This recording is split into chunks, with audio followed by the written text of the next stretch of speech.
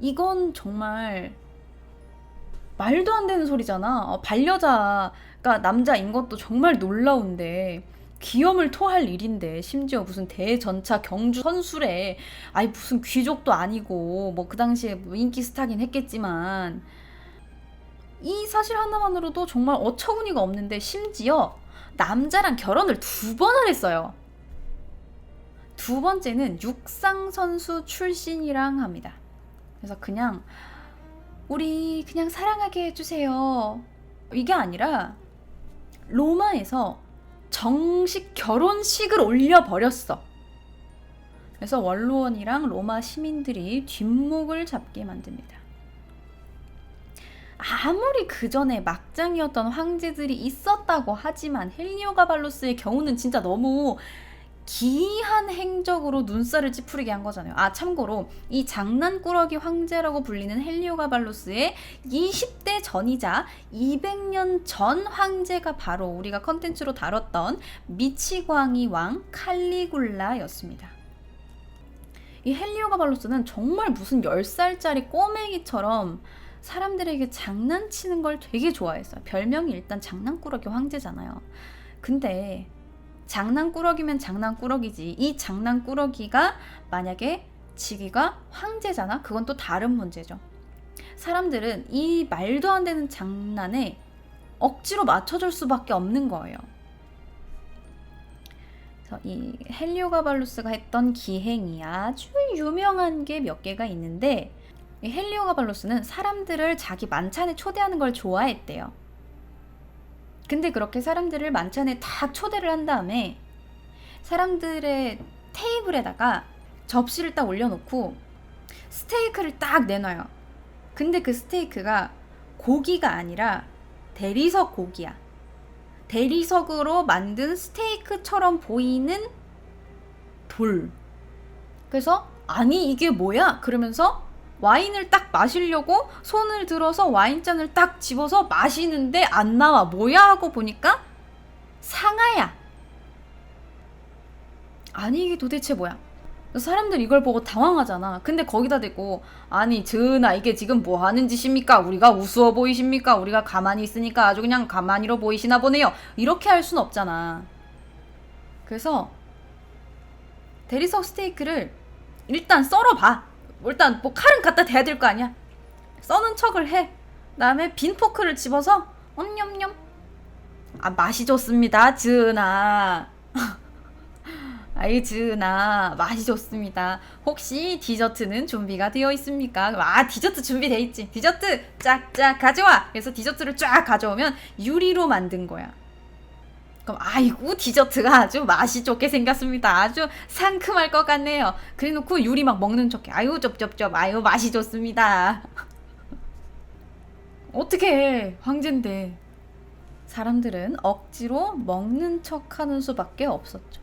근데 뭐 늘 이랬던 건 아니에요. 아무리 황제가 장난꾸러기라도 그렇지 맨날 이렇게 사람들을 초대해서 막 상아 대접하고 대리석 주고 뭐 유리 주고 그랬겠습니까? 진짜 음식도 대접했죠. 그래서 진짜 음식을 딱 대접을 해요. 아예 오늘은 내가 또 장난을 안 쳤어. 자 들지! 라고 했는데 이 헬리오가발로스가 좋아했던 게 몇 개가 있어요. 되게 좋아하는 게 많았는데 그 중에 하나가 곤충, 동물 이런 거 좋아했어요. 그래서 음식 안에다가 거미를 막 넣고 사자 똥을 막 집어넣어요. 이것도 이제 일종의 장난인 거지.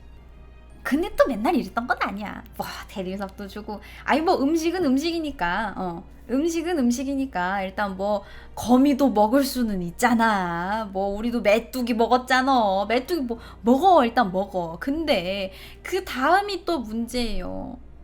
사람들을 잔뜩 먹인 다음에 아유 오늘은 내가 방을 준비해놨어. 여기서 자고 가.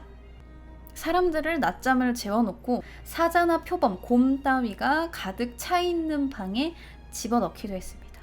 자, 이렇게 사람들에게 동물로 장난을 치던 그는 동물들을 이용을 해서 자기 마찰을 끌게 하기도 했는데 어떤 동물을 썼을까요? 여러분 맞춰보세요. 어떤 동물을 이용해서 참신하게 나의 마찰을 끌게 했을까요? 국가의 거창한 식전에 나체의 여인이 이끄는 인력거를 타고 등장을 하기도 하는가 하면 노예들을 시켜가지고 거미나 뭐 개구리 아니면 전갈, 독사 이런 걸 수집을 해가지고 신하들한테 선물로 보내기도 했어요. 그래서 딱 열면 독사가 빡! 정말 엽기적이죠. 아직 어려서 동물을 좋아했나 봐요. 뭐 이렇게 엽기적인 것도 있지만 사치도 사치대로 부렸어요. 목욕이 하고 싶다 그러면서 거대한 목욕탕을 딱 만든 다음에 목욕 딱 한 번 하고 이 목욕탕을 다 밀어버렸어. 자, 이렇게 황제가 되어서 개막장 장난질을 치던 헬리오가발루스는 그렇게 황제의 자리에 오른 지 4년 만에 18살의 나이로 자신을 황제로 만들었던 외할머니의 손에 의해 죽임을 당합니다.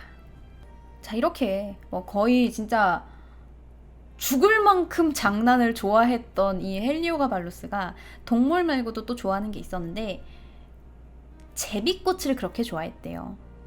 제비꽃을 정말 좋아해서 사람들을 만찬에 초대해서 제비꽃으로 소나기를 퍼부으면 얼마나 예쁠까라는 생각을 하게 된 거예요. 그래서 엄청난 양의 제비꽃을 구해다가 연회에 쏟아 부었어. 근데 그 과정에서 실제로 몇 사람이 이 제비꽃 더미에 깔려서 질식사하게 된 거예요. 이 사건이 자료로 남게 됐고 로렌스 알마 타데마가 이 자료를 보고 제비꽃을 장미꽃으로 바꾼 거예요. 아시겠죠, 여러분들? 그냥 연회에 장미를 뿌리고 있는 게 아니라 사람들을 장미로 죽이는 중입니다.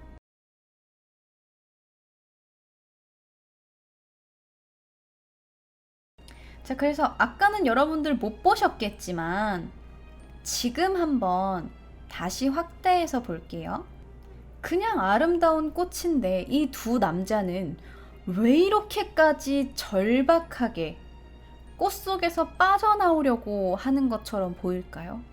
좋아 보이진 않죠. 자, 근데 이 화가는 도대체 왜 제비꽃에서 장미꽃으로 꽃을 아예 바꿔버린 걸까요? 이유야 여러 가지가 있겠지만 가장 첫 번째는 당시 그가 활동하던 영국에서 사람들이 장미를 특별히 좋아했기 때문에 대중적인 취향을 고려하여 바꿨다라는 이야기가 있습니다.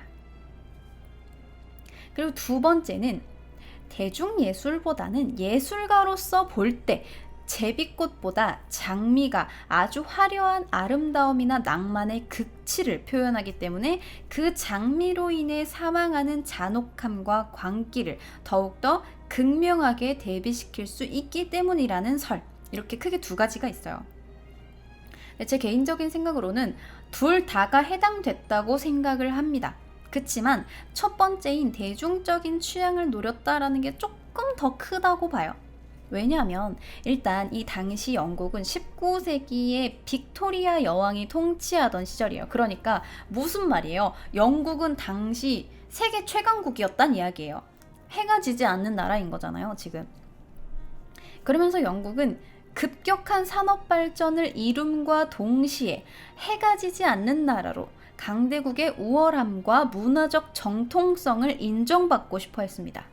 때문에 이 당시에는 나름 최근인 18세기에 발견된 도시 폼페이부터 아주 소소하게는 도자기에 이르기까지 유럽 문화의 뿌리가 된 고대 그리스와 로마 스타일이 유행을 했고 부유층들은 앞다투어 그리스와 로마를 모티브로 한 그림, 물건들을 사들입니다. 그래서 로렌스 알마 타데마 역시 이 당시 영국인들이 좋아할 만한 요소들을 모아서 그림을 그린 걸로 추정이 돼요. 자, 여러분들 이 작품 작은 그림으로 보니까 정말 감이 안 오죠? 근데 이 그림의 크기는 세로가 1m, 가로가 2m가 넘는 길이에요. 그림이 크다라는 건 무슨 의미입니까? 이 그림을 주문한 사람이 매우 부유하다. 자, 근데 요 당시에 돈이 많은 사람이라고 해서 전부 다 오랫동안 영국의 귀족이었던 사람들이 아니에요. 산업 발달의 혜택으로 급격하게 부를 이룬 사람들도 있었단 말이에요. 그런데 이들은 아주 당연하지만 돈은 있는데 뿌리가 없는, 그러니까 귀족적 교육을 받지 못해 교양과 근본이 없는 사람들이었기 때문에 유서 깊은 귀족가에 상당히 열등감을 느끼고 있었고, 뭐 그렇다고 해서 내가 부자가 돼서 이제 돈 쓰기도 바쁜데 교양 공부할 시간이 어디 있어요. 오랫동안 뭐 그림이랑 문화 보면서 공부한다고 해서 이게 벼락치기로 되는 게 아니잖아요. 그렇기 때문에 이런 부분들을 타데마가 채워준 겁니다.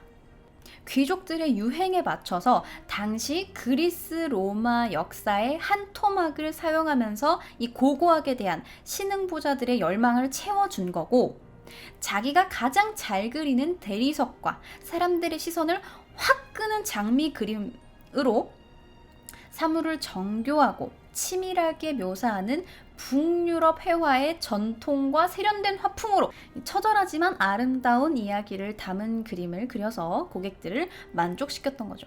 근데 이 알마 타데마의 그림들을 보면 대체로 이런 편이에요. 이런 편이 뭘까요?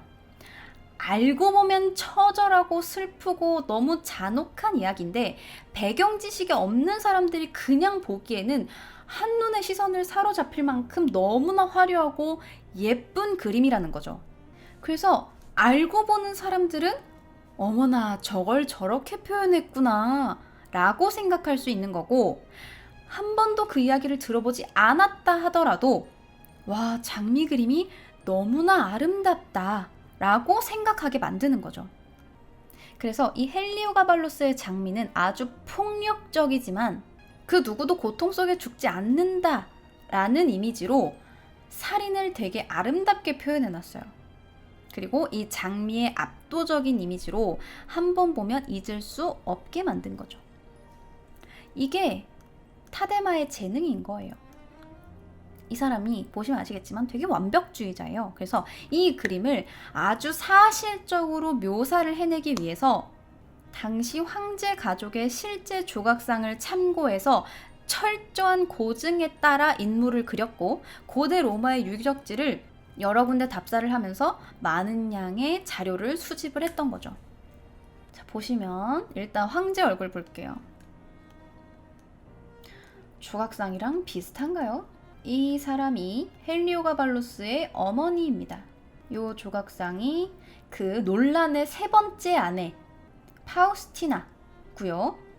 자, 이 사람이 바로 헬리오가발로스의 할머니 율리아 마이사입니다. 어때요, 여러분들? 다들 좀 닮았나요? 인물들을 이렇게 다 고증을 통해 그려놓고 가장 중요한 게 뭡니까? 이 작품에서 가장 중요한 것, 장미. 이 장미 역시 아주 생생하게 표현해내기 위해서 4에서 5주 동안 지중해 연안에서 자란 장미를 대량으로 채취를 해가지고 매주 한 번씩 런던에다가 보낸 거예요. 그래서 장미꽃의 질감 같은 걸 완벽하게 구현해냈고, 장미꽃을 허공에서 뭉탱이로 떨어뜨렸을 때 어떻게 펄럭이는가, 어떠한 물리학적 움직임을 보이면서 장미가 떨어지는가를 보기 위해서 천장에서 계속 장미를 떨어뜨리면서 관찰을 했습니다. 그 결과 우리가 지금 보고 있는 보는 사람들의 시선을 한눈에 확 사로잡는 아주 압도적인 장미가 완성된 거죠. 자, 이런 것을 바로 유미주의라고 부릅니다. 다른 말로는 탐미주의라고도 불러요. 딱 들으시면 아시겠지만 미적 형성에 가장 최고의 가치를 두는 거예요. 그래서 아름다움의 창조를 목적으로 삼는 예술 사조입니다. 19년 후반에 대두된 이 유미주의는 예술의 궁극적 목표는 아름다움을 창출해내는 것이라고 생각을 하기 때문에 어떤 걸 그려도 아름다워야 돼요. 뭘 그리든지 아름다워야 되는 거예요. 심지어는 악한 것을 그리더라도 아름답게 그려야 돼요. 마치 헬리오가발루스의 장미처럼. 그래서 이들은 아름다우려면 무조건 도덕적이고 선한 것이어야 하는가에 의문을 던지면서 당시 굉장히 도덕적이고 검소했던 빅토리아 시대 상황과 맞물려서 반발하며 매우 비도덕적이지만 미적 쾌락을 중시하는 예술을 위한 예술이 탄생하게 됩니다. 하지만 여기서 로렌스 알마 타데마는 딱 그냥 아름다움, 유미주의에서만 그친 게 아니에요. 상당히 의미심장한 한 가지를 남겨놓죠. 우리가 지금 여기 있는 모든 걸 살펴봤지만 딱 한 가지 제대로 살펴보지 않은 게 있어요. 바로 그림의 가장 오른쪽 아래에 위치하는 한 남자입니다. 자, 이 남자, 초록색 옷을 입은 남자, 그리고 그 옆에서 우리를 쳐다보는 듯한 여성입니다. 자, 사실 이 그림은 습작이 있어요. 그래서 초기 버전과 최종 버전을 비교해서 볼 수 있습니다. 자, 여러분들 습작을 보여드릴게요. 뭐 되게 비슷하죠? 상당히 비슷해요. 일단 구성 자체는 많이 바뀌지 않았어요. 우리를 쳐다보는 듯한 이 여성은 초기에도 이미 계획이 되어 있었던 듯합니다. 그가 애초에 구성해놨던 화면 구성인 거예요. 자, 근데 이 초록색 옷을 입은 남자는 원래는 이 오른쪽에서 밀려오는 장미꽃잎에 떠밀려서 금방이라도 쓰러질 것 같죠. 그래서 화가는 이 남성을 없애고 초록색 옷을 입은 사람으로 바꾼 겁니다. 그리고 이 남성은 장미꽃에도 전혀 파묻혀 있지 않으며 시선은 아주 올곧게 헬리오가발루스 황제 가족에게 향해 있습니다. 누구일까요? 로렌스 알마 타데마 화가 자신입니다. 이건 제 개인적인 생각이지만 이 상황에 맞물려서 아름다움을 추구하는 유미주의적 그림을 그렸으나 사치와 향락에만 빠져서 참혹한 일을 저지르는 황제의 가족들을 똑바로 쳐다보고 있다는 건 경각심을 가지게 함과 동시에 빠르게 변화하는 영국 사회와 이에 맞서 자기가 뒤처질지도 모른다, 자기가 혼자 남을지도 모른다라는 공허함과 불안감을 가지고 있지만 당장 눈앞에 쏟아지는 이 꽃잎과 산업 발전으로 인해서 자기가 죽어가고 있다는 것을 모르는 사람들을 표현을 하면서 자신을 이러한 사회의 고발자로 표현하고 있을지도 모른다라는 생각을 해봤고요. 그 옆에 있는 여자는 이 작품을 감상한 우리를 보면서 어때? 정말 아직도 아름다워? 라고 묻고 있는 것 같다는 생각을 했습니다. 이건 제 개인적인 생각이고요. 여러분들의 생각은 또 어떻게 다르실지 모르겠네요. 여러분들 자신만의 이 스스로 여러 가지 해석을 해보면 아주 좋을 것 같습니다. 자, 오늘은 이렇게 여기까지 그림 엘루가발루스의 장미 혹은 헬리오가발루스의 장미를 알아봤습니다.